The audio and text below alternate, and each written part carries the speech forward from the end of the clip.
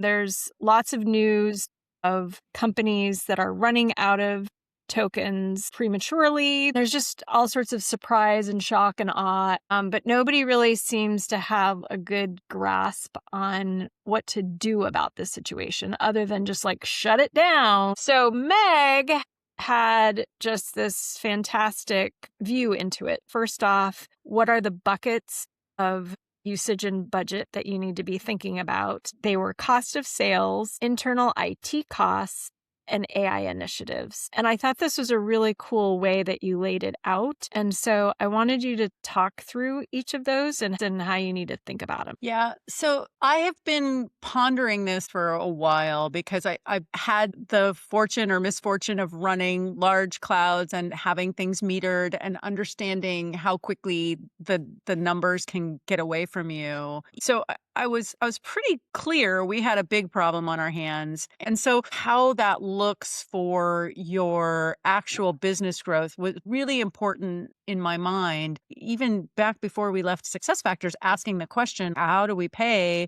for the AI and how do we deliver capability over above that? Because it doesn't have the same cost structure as traditional software. So getting our head around what is the cost of sales piece, what is the delivery piece, and how that impacts unit economics for your product and also the overall growth metrics for your business. The customer acquisition cost was going to be different and the cost of delivery was going to be different. And most people probably didn't have a full appreciation or understanding of that. And we're just looking at what is the competitive pressure to have capability, et cetera. So what are examples of tokens being used for cost of sales? Okay, so there's a couple layers. So customer acquisition, you're probably going to put in some AI tooling to maybe have fewer SDRs and then maybe you're going to add some forward deploy engineers to try to help customers understand how to use your product.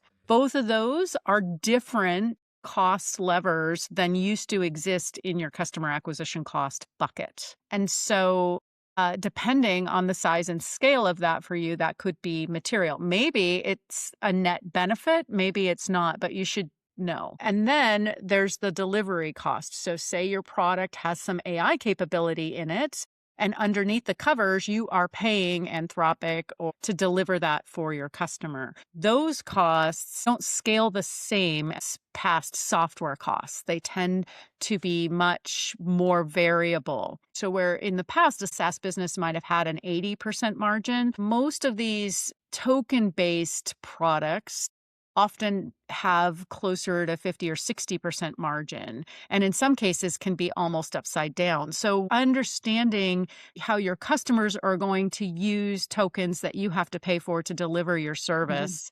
And right now, a lot of those tokens are subsidized. And Exactly. So even trying to figure out what is a fair price is very, very hard. yeah, and I was talking to somebody who, in the early days of using Amazon Web Services, they had a very low cost basis. And then, a couple of years later, it was like in the tens of millions, right? It just skyrocketed.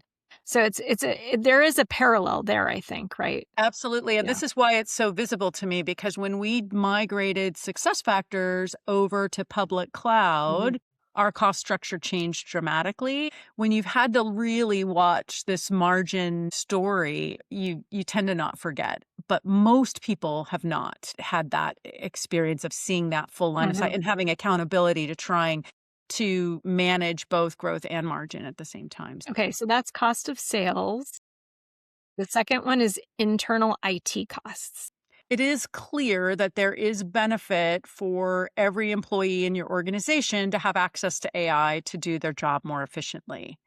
And this is the place where people get very confused about how they think about AI fluency and how they think about using AI, et cetera, because they've kind of lumped everything into this bucket and they're not tracking it very well. They really weren't even tracking it from a budget point of view, let alone how the costs were stacking up. There is a cost increase that should be able to be captured with better efficiency overall for workers in your company. And I really am nervous that people are going to throw out the baby with the bathwater and say, only certain groups can use, and that's not helpful. So I do believe there are certain pathways of AI use that do need to be available to the broader population, do need to be governed in such a way that you're not just incenting people perversely to spend a lot of tokens that are not adding value to their work, but are just generally open the same way you would give employees access to Google or a laptop to do their work. And so I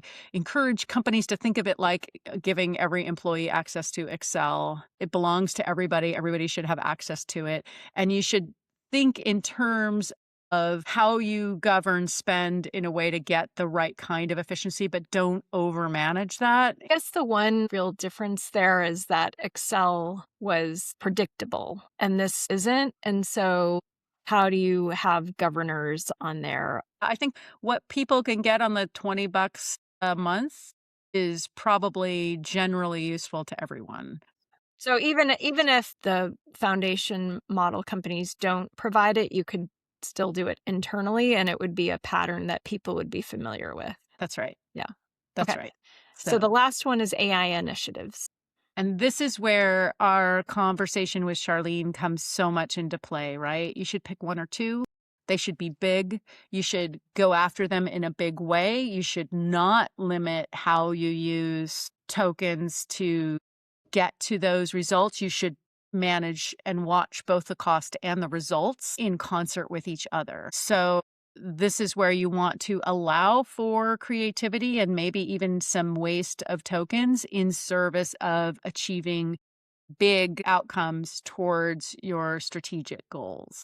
And again, I think if you're got line of sight to both, you will know if you're getting the mix right. And I don't think you need to over constrain it day one. I think you just need to build in the discipline of watching what are the value we're getting, what is it costing us, and so you can tune as you go. But everybody that's working on those initiatives would be caring about both of those metrics, and they should benefit with the spoils of whatever they produce, right? Like turn everybody into having a stake in whatever is the big result of that Mhm. AI initiative. So Yeah. I would go in big, but be sure the things that you're watching and learning from not just be the technical bits, but also the cost bits as well. And so you had three pieces of guidance, small number of specific initiatives, track costs ruthlessly. And then the third one is directionally correct metrics, which makes complete sense.